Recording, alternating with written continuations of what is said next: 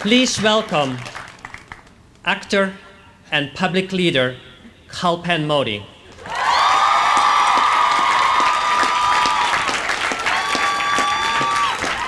Yes!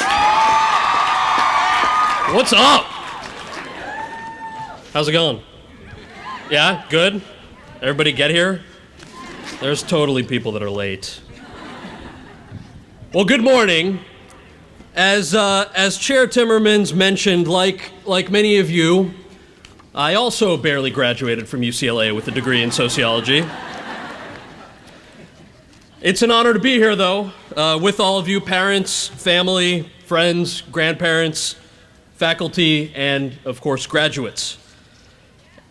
Yeah, that's it? Just one yeah?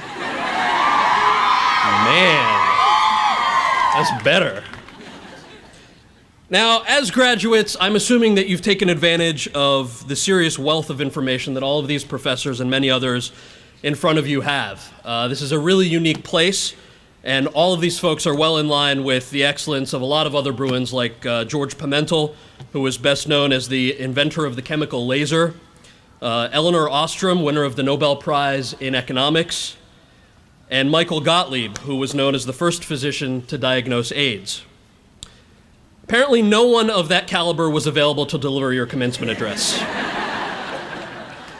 So instead, your faculty thought that it was appropriate to invite an unemployed alumnus who was perhaps best known for playing a stoner.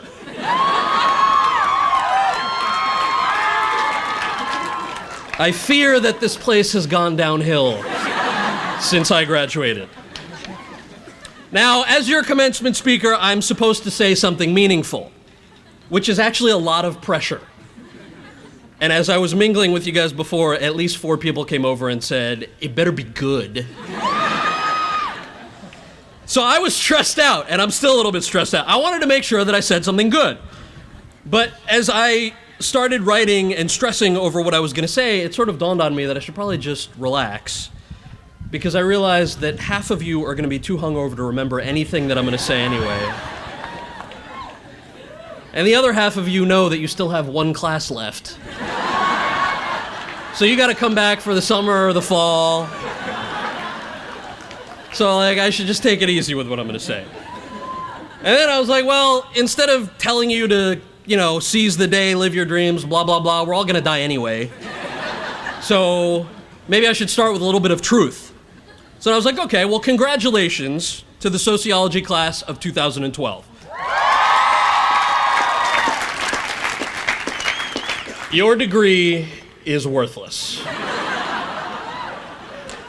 As your parents may have speculated and feared, a degree in sociology offers you no practical advancement down the well-worn path into the world.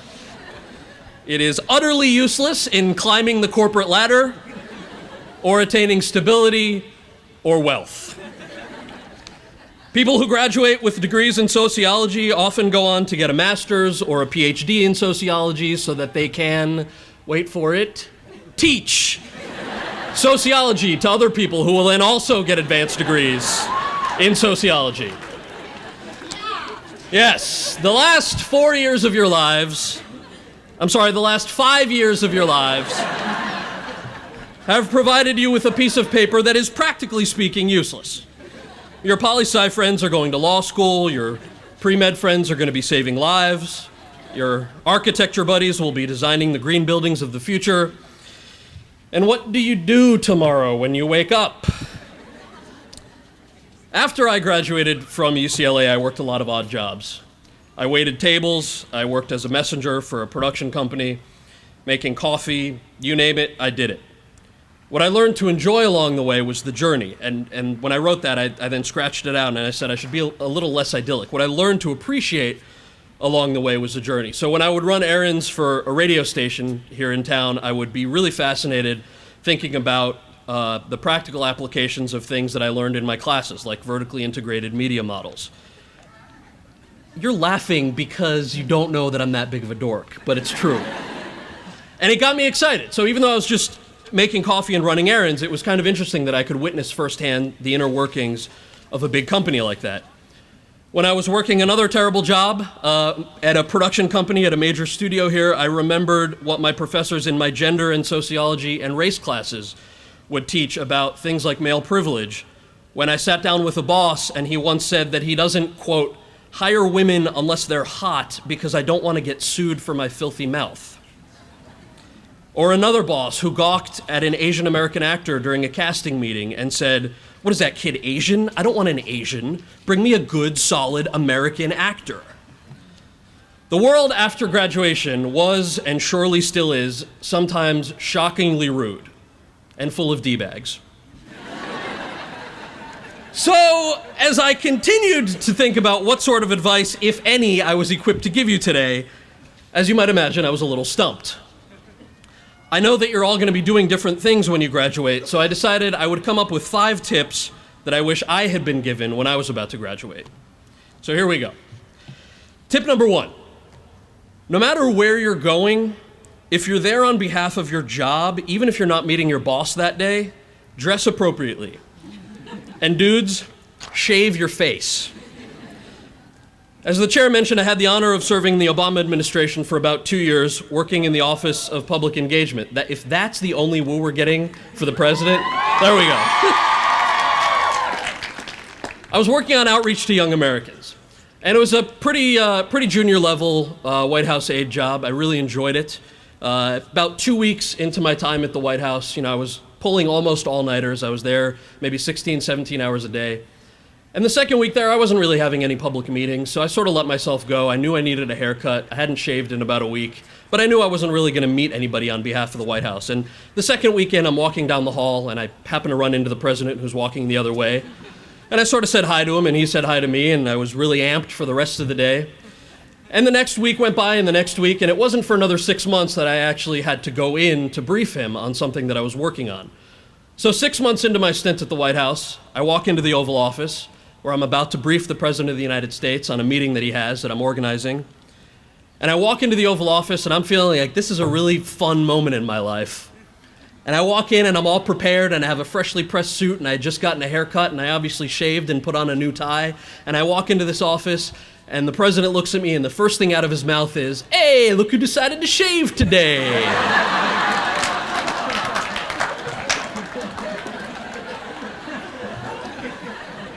So, to recap, no matter where you're going, if you're there on behalf of your job, even if you're not meeting your boss that day, dress appropriately, and dudes, shave your face.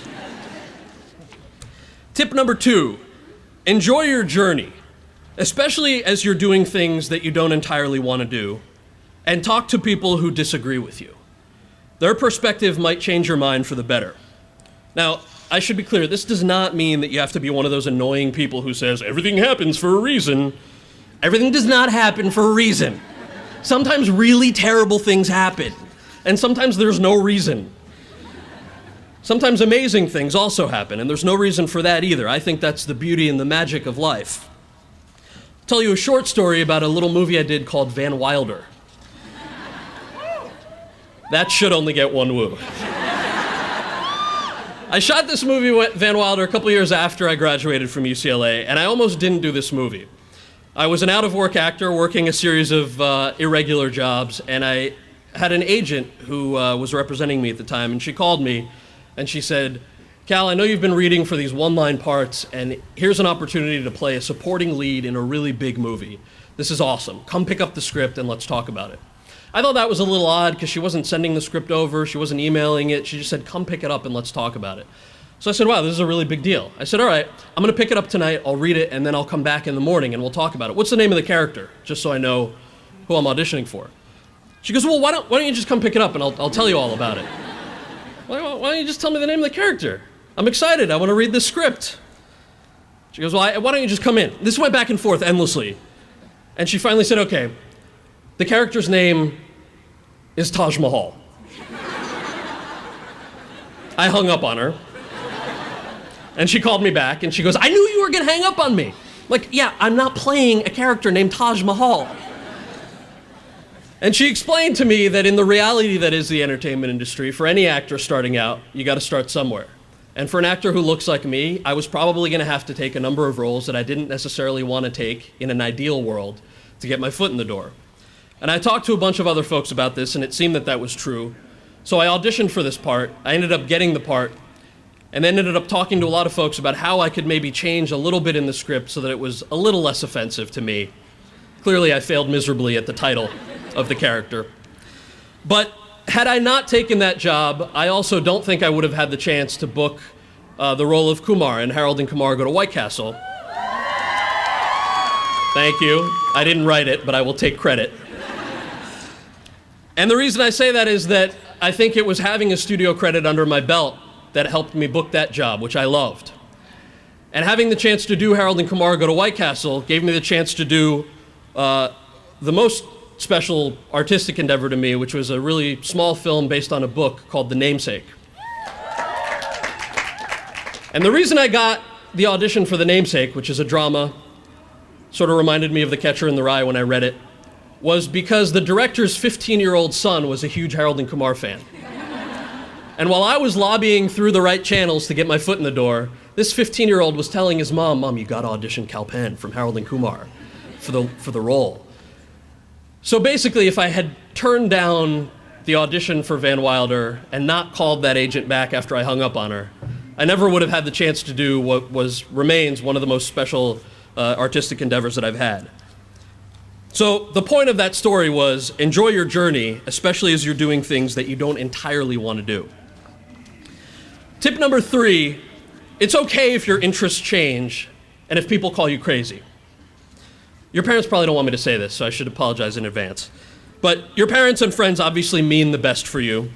But I'm going to go out on a limb and say that some of you may have a tough time explaining to them, and they have a tough time explaining or understanding how happiness can come from something other than financial stability. Many of them think you're crazy. Maybe they think you're crazy because you want to join the Peace Corps or because you want to volunteer somewhere. Maybe they think you're crazy because you pay twice as much for a pair of clothes that's made in America. Maybe you're crazy for cultivating an organic garden. Sometimes social responsibility in general is just deemed as crazy, along with the desire to divorce happiness from money. Lots of people think that's insane. You should know that this trend will continue for you well after college. If you're not raking in the dough, if you're not entirely financially stable within a few years, or if you just grab a backpack and go travel the world with no money in your pocket, people might call you crazy. This is not a bad thing. I never had a friend who was called crazy who didn't do something awesome. They struggled, but they did something awesome, and they might not be on the same path today. My buddy Joey Cheek won, among many other awards, the gold medal in speed skating in the 2006 Olympics. It's something that he worked his entire life towards, 17 plus years. But the morning after he won the Olympics, he woke up in his bed and he realized, as he says, I loved what I had done, but I spent 17 years, immeasurable amounts of my parents' and my country's resources, all so that I could skate really fast in a circle, in tights. So he woke up that morning and he donated his entire winnings and started a nonprofit organization to advocate for peace in Darfur. And he recently graduated from Princeton. Now, lots of people would think it's crazy to strive to even enter, not to mention win, a gold medal at the Olympics. And even more people would say that it's crazy to leave athletics after actually doing it. But I think his story's pretty awesome, and if you talk to him today, he's very happy. So I think it's okay if your interests change after you get out of here and if people call you crazy. Tip number 4 is along the same lines. Take risks, because I think you only really fail when you choose to give up. Now that sounds incredibly cliche, and let me clarify something. I failed statistics. Twice. This had absolutely no effect on anything I've ever done since. So I'm not talking about that. What I'm talking about is that you should move to a city that freaks you out. You should take a job that you're nervous about taking. Most of you chose sociology because you care very deeply for the world and you want to help solve the inequities that exist. So you're going to have to tell people that it's okay that you're doing something that they think is impractical. You don't need to be practical. I always remember still vividly how my high school guidance counselor called me into her office, sat me down, and told me that my desire to work in both the film industry and public service was impossible. She disapprovingly looked at me when I was 17 and she said, "Kal, you can't have your cake and eat it too. Have you heard of that phrase?" And in fact, I had heard of that phrase. And to this day, it weirds me out that anyone would offer that kind of oversimplified advice. I realize now that what she probably meant was that there were incredible risks in doing what I had wanted to do, and that it was going to be very scary, and that I would probably spend years working odd jobs and living in really shady apartments in very shady neighborhoods, making very little money with no guarantee of success or stability, and that I could fail. Had she said all of those things to me, she would have been absolutely correct. But in reality, to me, those things aren't failure unless you're actually deciding to give up. So if you want to do something and if you enjoy doing it, just don't give up. Take risks, because you only really fail if you choose to give up. Now, tip number 5, which is the last tip, goes back to social etiquette. You've heard this a lot, but I just wish I'd paid attention. If you're in an uncomfortable situation and you generally are the type of person who speaks before they think, make sure you think before you actually speak and words come out of your mouth. I remember when I was here, taking a lot of classes in women's studies and cross-listed classes on sexuality and sociology and deviant behavior, as I mentioned, gender power dynamics. And once I left UCLA, I started seeing these sociological patterns in the film industry, in the workplace, when you're out at the grocery store. I also realized I didn't have the most traditional career path, just both as a guy who happens to be Asian American and just as a dude. And I kept hearing about it, which sort of weirded me out. Every time someone felt the need to bring this up, they would say, and I never had a clue why they would say this, but they would talk about how terrible or how nice it was that I had a non-traditional career as an Indian American. I'm like, okay, so I got used to that. So a few years after graduation, I might have found myself in Vegas. It might have been for a college buddy's bachelor party.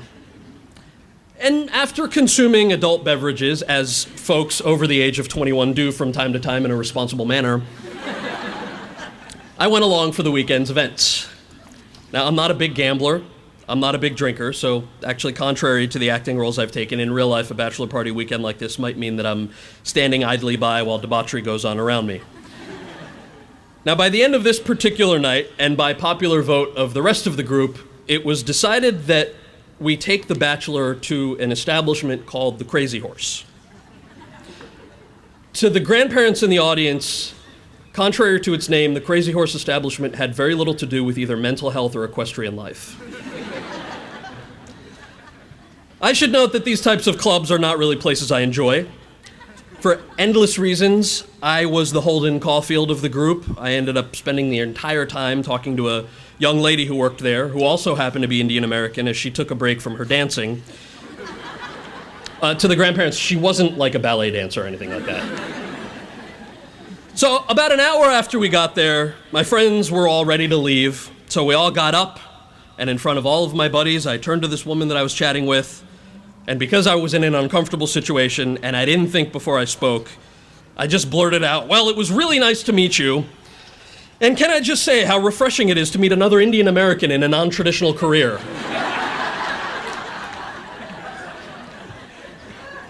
So you see, my degree in sociology equipped me to get made fun of by all of my buddies endlessly because of what I blurted out at the end of bachelor party weekend. So the lesson here, again, on social etiquette is if you're in an uncomfortable situation, just think before you speak. Now back to your actual graduation. Of course, by now, and I assume it's clear, a degree in sociology is actually far from useless. The opposite is true. My sociology degree, I think, helped prepare me for every job that I've ever had and for life in general. And I think that for you, the answer to the question, what do you do when you wake up tomorrow, is wide open. Your life doesn't have to be about climbing any sort of a ladder, certainly not one that's already been built by anyone else before you. It means that you might take a traditional job if you choose to, or you might write research books, or serve as policy analysts, or run for office, or become a sports agent, all over the course of your lives, because maybe you see something that draws those things together. Maybe you'll develop a passion for something entirely new. You have the privilege, the incredible privilege, of having a humane perspective on a constantly fluid, ever-changing society, so you can really do anything that you want. The important thing, I think, to take with you as you grab your fake diploma and leave, these are still fake, right? They still do that in case you guys fail your classes, so they mail you the diploma? Man, that's so gonna suck for like 3 of you. Oh, I remember this. Anyway, as you grab your fake diploma, the important thing to take with you, in my humble opinion, is the notion of endless possibility. If I were equipped to offer you advice, and I'm not sure that I am, but if I were, I would say that I hope you wear your craziness as a badge of honor. I hope that you define success for yourself. I hope that you find enjoyment in what you do, whether you're jobless and searching for a few months, or whether you're working 18 hours a day right out of school. Whether it's a path of necessity or a path that you've actually chosen, you're lucky to be doing what you're doing. At some point, you're going to look back on struggle and you're going to romanticize it anyway, so you might as well allow yourself to enjoy it while it's happening. I would say that you should not accept the world as being unmalleable. No one owes you anything, so don't buy into excuses for why someone thinks you can't do something.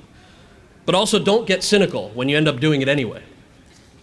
If I were equipped to offer you advice, I would remind you that you chose college because you wanted to learn about the world, and you chose sociology because you wanted to change it. So go change it. Go do crazy things. Go do them with a smile. Do them respectfully. Talk with people who disagree with you. Pay extra for something that's made in America. Skate as fast as you can in a circle. And for the love of God, when you set foot in the White House, make sure you shave your beard, because the President of the United States will definitely remember. Thank you and congratulations. Thank you.